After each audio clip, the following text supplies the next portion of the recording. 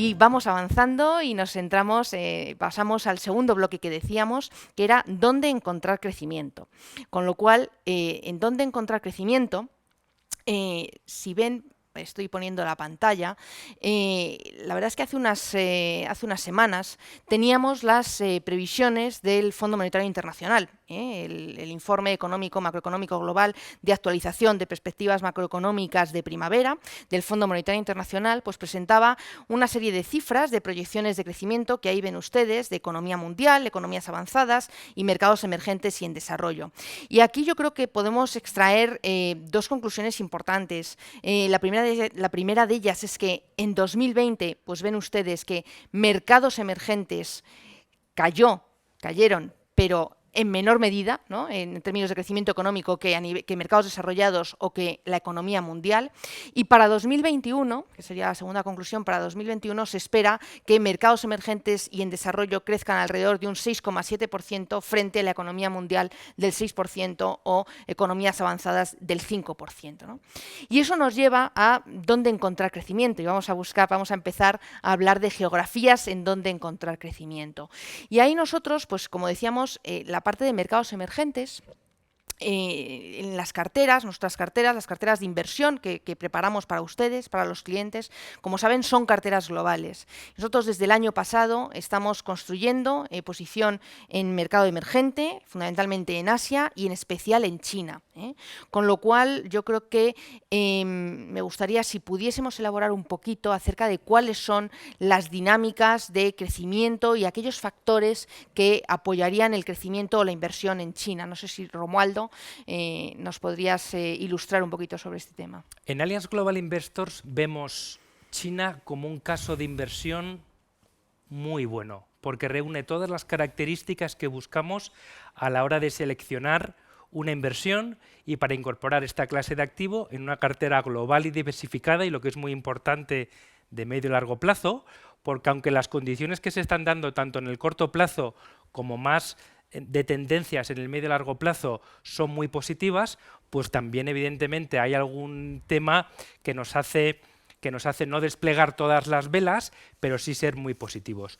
Lo que pasa con la economía china es una situación donde lo que estamos viendo ahora es que con la última presentación de datos que han hecho están en una fase más avanzada post-COVID 2019, porque ellos han empezado antes, está tirando de una manera muy importante y muy relevante, y esto es clave, el consumo privado, y el consumo privado no solamente apoyado por la producción industrial, sino teniendo en cuenta que hay más renta disponible, y esa renta disponible con ese crecimiento de las clases medias que está habiendo, pues lo que hace es que sea muy relevante, y a la hora de hablar en términos de Producto Interior Bruto, la parte que aporta ahí el consumo es muy importante, pues pensamos que, como decíamos y como estamos viendo por los gráficos del Fondo Monetario Internacional, es muy importante. Pero si cogemos un poco de perspectiva y miramos más en el medio plazo, en el medio y largo plazo que decíamos, yo creo que hay varias ideas que nos hacen también ser optimistas. Toda la inversión que están haciendo, en este caso apoyada no solamente por la parte pública, sino que muy importante por la parte privada, en infraestructura tanto tradicional, de carreteras, aeropuertos, puentes, túneles, etcétera, sino también muy importante la nueva infraestructura, como llaman, temas relacionados con los vehículos eléctricos, temas como la inteligencia artificial, la tecnología 5G, son líderes a nivel mundial en cuanto a patentes, y esto en los próximos años se van a ver los resultados, y es muy importante. También, y aunque todavía están un poco alejados de los estándares más occidentales en términos de sostenibilidad, que cada vez es más relevante para los inversores, están cerrando el diferencial que tienen con nuestra economía, en Europa o en Estados Unidos, y de hecho que hasta hace poco ya tienen el objetivo del año 2060 ser neutrales en carbono, que nosotros lo hemos fijado en el año 2050, 10 años antes, pero lo que es muy relevante aquí es que hasta hace poco no tenían ningún objetivo y ahora ya plasman cómo quieren transformar una economía pues más contaminante en un modelo económico más limpio y más sostenible. ¿Esto cómo lo aterrizamos desde el punto de vista de inversión? Y en este caso, la manera más efectiva de tener exposición a estas dinámicas de crecimiento, tenemos la renta fija y sobre todo la renta variable. Son mercados de capitales que cada vez se están abriendo más al capital exterior, cada vez hay más oportunidades de inversión. Además, estamos viendo que muchos índices de referencia que se utilizan por mucho inversor institucional, tanto de renta fija como de renta variable, el peso que están asignando a estos tipos de activos en China cada vez es más relevante, teniendo en cuenta que China a nivel mundial en cuanto a crecimiento pesa en torno al 16-17%, el peso que tienen los índices globales de renta variable y de renta fija, estamos hablando por debajo del 5%, y la idea es que en los próximos trimestres este peso vaya aumentando. Y esto va a significar que hay mucho capital institucional que va a entrar a invertir en esta economía. Ya para finalizar, lo que nosotros vemos es que China ya tiene que ser considerado una clase de activo per se y no dentro de mercados emergentes, porque ahí hablábamos antes que es muy heterogéneo, y con todo esto nosotros en Allianz Global Investor ya no nos preguntamos si tenemos o no tenemos que tener China en nuestras carteras.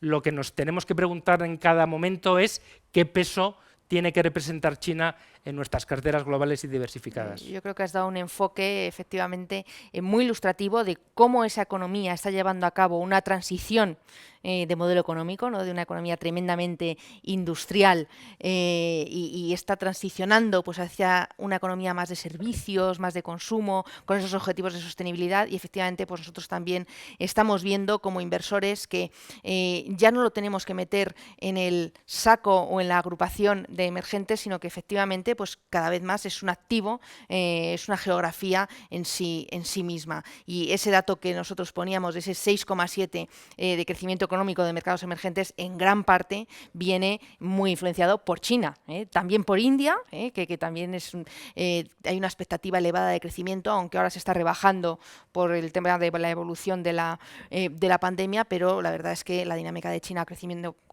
con una estimación de crecimiento para 2021 por encima del 8%, pues apoya mucho ese 6,7 de emergentes. Bien, como decía, nuestras carteras también son globales, y dentro de las economías avanzadas que veíamos con la estimación del Fondo Monetario Internacional, cuya expectativa de crecimiento es del 5%, dentro de las economías avanzadas hay mucha divergencia, y la que está liderando, o la que en principio se espera que lidere el crecimiento económico dentro de las economías avanzadas para este año es Estados Unidos. Estamos viendo revisiones al alza por parte de analistas, por parte de instituciones, para el crecimiento económico de Estados Unidos, debido fundamentalmente a los planes a los que aludía tanto Ula como Pilar, planes de estímulo, ¿no? Y estamos viendo cómo se espera que Estados Unidos crezca alrededor del 6,5% en este 2021.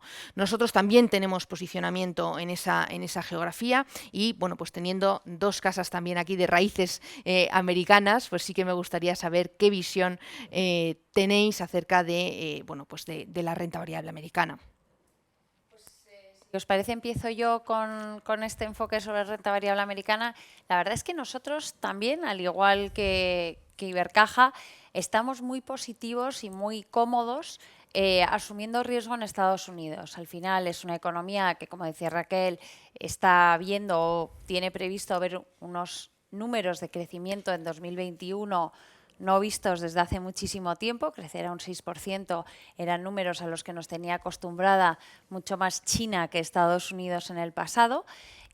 Pero es que además tenemos al presidente Biden y su plan de estímulos, como ya hemos comentado. Además, todo el tema de la vacunación, que está yendo a muy buen ritmo y que es verdad que al principio sufrieron mucho, pero ya han cogido muy buen ritmo, y de hecho, si no me equivoco, el presidente Biden ha prometido que en sus primeros 100 días de mandato iba a tener 200 millones de personas vacunadas, con lo cual realmente, bueno, pues en un entorno de crecimiento, en un entorno tan positivo, nosotros también estamos positivos en Estados Unidos. Estamos positivos sobre todo dentro de Estados Unidos en todos aquellos sectores que tienen exposición a la economía doméstica, todos esos que tanto sufrieron el año pasado. Creemos que este año, poco a poco, a medida que se va reabriendo la economía, que se van reabriendo los sectores de servicios, de ocio, van a experimentar un mayor crecimiento y vamos a ver cómo lo hacen bien y bueno, pues cómo nos dan muy buenos resultados este tipo de compañías en bolsa. No por ello estamos negativos en las grandes compañías americanas, también estamos positivos, pero ahí creemos que hay que tener más cuidado. Hemos visto subidas más indiscriminadas a lo largo del año pasado en todas las grandes compañías americanas que todos conocemos, que son compañías muy orientadas a la tecnología y al sector un poco más growth, un poco más de crecimiento, y creemos que en este 2021 dentro de las compañías americanas lo van a hacer mejor aquellas más de mediana y pequeña capitalización que tienen más exposición al mercado doméstico. Pues yo creo que en Estados Unidos, bueno, y a nivel global, pero Estados Unidos es un grandísimo también exportador y yo creo que aquí hay que buscar áreas de crecimiento que se vayan a ver beneficiadas en el largo plazo, ¿no? Y en ese sentido, si vemos cuál es un poco la agenda política y las intenciones de las grandes economías a escala mundial, bueno, pues están muy enfocadas en lo que ya hemos comentado todos, ¿no? Que es esa infraestructura y sobre todo esa transición energética. Y como muestra, ya hemos visto a Biden en ese aspecto, cómo ha cambiado toda su política y toda la retórica que había antes de su llegada con Trump, muy diferenciada. Hemos conseguido que Estados Unidos vuelva al Acuerdo de París y se ha fijado varios objetivos bastante ambiciosos en ese sentido. Objetivos como la descarbonización del sector energético para 2035 o un objetivo de 0 emisiones para 2050, del que ya también hemos hablado antes. Entonces, vamos todos un poco en esa línea, ¿no? Entonces, ¿qué sectores o sobre todo qué temáticas se pueden ver beneficiadas por esto? Pues la temática de la movilidad yo creo que va a ser una grandísima beneficiaria. Hemos hablado ya de la electrificación. Y no solo aquí nos interesan las materias primas o la tecnología asociada, que también, sino que nos gusta invertir en ese sentido en toda la cadena de valor, desde las materias primas y su extracción, su tratado y su posterior recuperación o reciclado, ¿no? Eso es muy importante. El hidrógeno va a ser un grandísimo transformador en esta transición energética, en esta descarbonización, y creo que va a transformar, como decía, el futuro del transporte, en especial en el transporte de mercancías. Otro área muy interesante es el de, bueno, que gracias al 5G, que ya está aquí, veremos ciudades conectadas, ¿no? Que pueden resolver retos muy importantes, retos demográficos, que vienen de la creciente urbanización de las grandes ciudades y que resuelven problemas cotidianos para la calidad de vida de muchísimos y de millones de ciudadanos. Un poco en esa línea creemos que hay grandísimas oportunidades. Yo creo que es muy interesante y hemos visto, por lo tanto, dos enfoques geográficos de dónde encontrar oportunidades de crecimiento, ¿no? En la parte de China y en la parte de Estados Unidos. Ahora nos vamos a ir más hacia el mundo sectorial, hacia el mundo de las temáticas. Y en la pantalla van a ver ustedes pues, en qué megatendencias invertimos en las carteras, ¿no? Y dentro del equipo de inversiones de banca privada tratamos de implementar esas tendencias en nuestras decisiones de inversión en las carteras. Y como ven ahí, pues hablamos de tecnología, con sus diferentes vertientes, el Big Data, la automatización de procesos, el Internet de las cosas, la digitalización, la robótica, el 5G, que no lo hemos dicho, pero ha salido aquí en la mesa. Otra temática muy importante pues es la demografía, el aumento de la esperanza de vida, todo lo que lleva relacionado con el tema de los seguros, del mundo de la salud, de la biotecnología, tecnología, etcétera. Y para finalizar, otro pilar de nuestra inversión es el consumo global, ¿no? Y aquí pues vemos pues las tendencias de consumo millennial, las tendencias de consumo de ocio, de lujo, el cambio de los hábitos de vida, etcétera. Y eso, pues bueno, pues pensamos que con esta filosofía nosotros tratamos de invertir en esas temáticas que nos permitan, como decíamos al principio, suavizar o estar menos impactados por las dinámicas de los ciclos económicos. Dentro de estas temáticas veíamos el año pasado como algunas de ellas, como la tecnología, como la sanidad, pues habían tenido un comportamiento excepcional, ¿no? Sobre todo, la verdad es que sobre todo tecnología. Y queríamos seguir poniendo el foco por ver si realmente pues sigue habiendo valor en tecnología, nos sigue pareciendo atractivo, y también pues en la parte de farma, de sanidad, que el año pasado pues tuvo un tirón fuerte, pero luego a final de año se quedó más retrasado, y a inicios de este año pues también está un poquito más retrasado. Pues nos gustaría incidir un poquito en esas dos temáticas. Así que si os parece, comenzamos por la parte de tecnología. ¿Qué visión tenemos, Guillermo, desde Ibercaja Gestión? Desde Ibercaja Gestión estamos muy positivos en tecnología, sobre todo en 3 megatendencias. Por un lado, estamos positivos en todos aquellos fabricantes de semiconductores. Estos son pequeños productos que a simple vista no vemos, pero que se encuentran en nuestro día a día. Cualquier cosa que utilizamos hoy en día tiene un semiconductor, desde el automóvil, desde nuestro coche, el móvil, portátil, los cascos con los que escuchamos música, una guitarra eléctrica, incluso el cepillo de dientes eléctrico tiene un semiconductor. Y es cierto que durante este año 2020 ha habido una ruptura de stock. Lo que ha hecho es que esto amplía o expande el ciclo de los semiconductores, por lo tanto, hasta el año 2022, con lo cual 2021 debería de ser un muy buen año para estas compañías fabricantes. Por otro lado, la crisis del COVID ha puesto de manifiesto el teletrabajo, y también este teletrabajo lo que ha convertido es que nuestro puesto físico en la oficina ya no sea el único lugar donde podemos teletrabajar, sino que debemos de tener acceso a la nube, a todos los datos, a la migración de las compañías de todos sus datos hacia esa nube o hacia el cloud. Esa es otra megatendencia donde estamos muy positivos. Y por último, todo el tema de la inteligencia artificial, toda la automatización de los procesos productivos, la experiencia, el reconocimiento facial con los móviles que estamos que se está viendo ahora, el reconocimiento de voz. Todas estas temáticas también estamos muy positivos dentro de ellas. Sí que es cierto que dentro de la tecnología preferimos a aquellas compañías que ya tienen una gestión y que generan unos flujos de caja, compañías que ya tienen una capacidad probada, más que aquellas compañías que no generan beneficios o que tienen incluso flujos de caja negativo. O sea, hay que ser selectivos, ¿no? Exacto. Porque efectivamente no hay que discriminar. Exacto. Estoy totalmente de acuerdo con Guillermo en esas tres megatendencias, a la que yo sumaría una más, que es la del blockchain, ¿no? La de la cadena de bloques. Porque de la misma forma en la que Internet revolucionó y cambió la forma en la que nos relacionamos y muchos modelos de negocio hace más de 20 años, blockchain va a ser la próxima revolución y el próximo disruptor, ¿no? Entonces aquí, por ejemplo, nos centramos en 3 áreas principales y muy incipientes. El blockchain para las finanzas, el sector financiero y el sector bancario había podido hasta ahora innovar muy poco, ¿no? Y esto va a permitir, este software va a permitir generar nuevos productos y nuevos modelos de negocio para el sector financiero. En segundo lugar, el blockchain empresarial y todo lo que tiene que ver con la logística y la trazabilidad de cualquier material, de cualquier alimento, nos proporciona grandísimas oportunidades.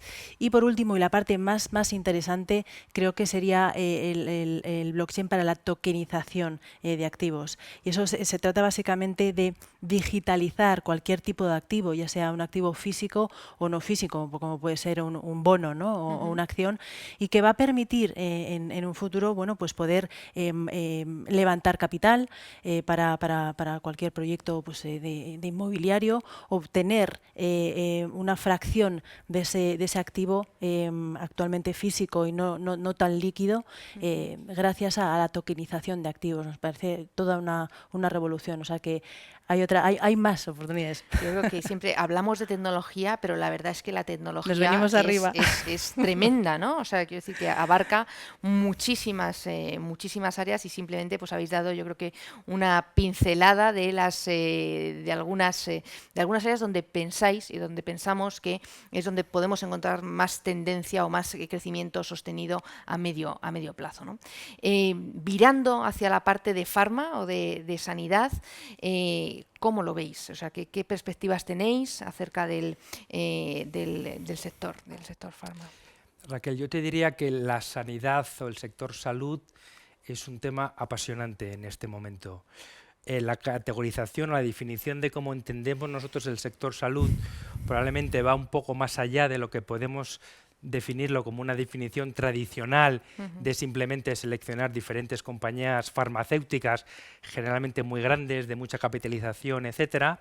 Nosotros, la aproximación que tenemos al sector salud, como te digo, va mucho más allá y engloba muchas más cosas, como por ejemplo, y es muy relevante, que no solamente se trata de que la salud y la sanidad nos ayude a vivir más años, como lo está consiguiendo, sino que lo haga con una calidad de vida mucho mayor. Vale, aquí, y ligándolo también con innovación, con desarrollo tecnológico, hay dos ejemplos muy claros.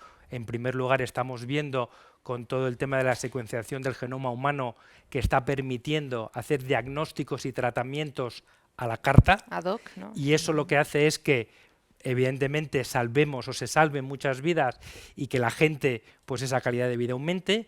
Otro tema más relacionado también con la biotecnología en este momento es todo el desarrollo de vacunas, principalmente para el COVID-19. Gracias a los datos, a la inteligencia artificial, hemos desarrollado en un periodo de tiempo récord una cantidad de vacunas con una eficiencia muy alta que probablemente hace unos años era prácticamente impensable. Y por lo tanto yo te diría que la inversión la vemos en tres grandes ejes. En primer lugar, todo lo que estamos hablando de innovación, tratamientos, diagnósticos, vacunas, cosas y tratamientos a medida. En segundo lugar, y muy importante, acceso a la salud, cosa que para nosotros puede parecer más fácil, pero hay muchas partes del mundo donde esto no es así y por lo tanto pues poner aplicaciones de telemedicina a distancia, poner hospitales, que no se rompa la cadena de suministro, que en algunos casos estamos sufriendo ahora en las diferentes economías con el tema de las vacunas. Eso es muy relevante. Y en tercer lugar, ese estilo de vida saludable, basado en la dieta, en la nutrición, en el fitness, en todos los dispositivos, relojes móviles que nos controlan las pulsaciones, los pasos, las calorías y que nos ayudan a mejorar pues, nuestro estilo de vida a través de hábitos más saludables, con temas de higiene personal cada vez más relevantes y que, como te decía antes, nos va a hacer que no solamente vivamos más años, sino con mucha mejor calidad de vida. Incidiendo en esto de hábito de vida saludable, precisamente leía hace unos días que Nestlé, pues una compañía que conocemos todos, pues invirtiendo, girando hacia esa tendencia de la vida saludable, quería comprar o está queriendo comprar una compañía de vitaminas y complementos nutricionales, ¿no? Con lo cual, pues efectivamente todo va también relacionado, ¿no? Pilar, desde JP.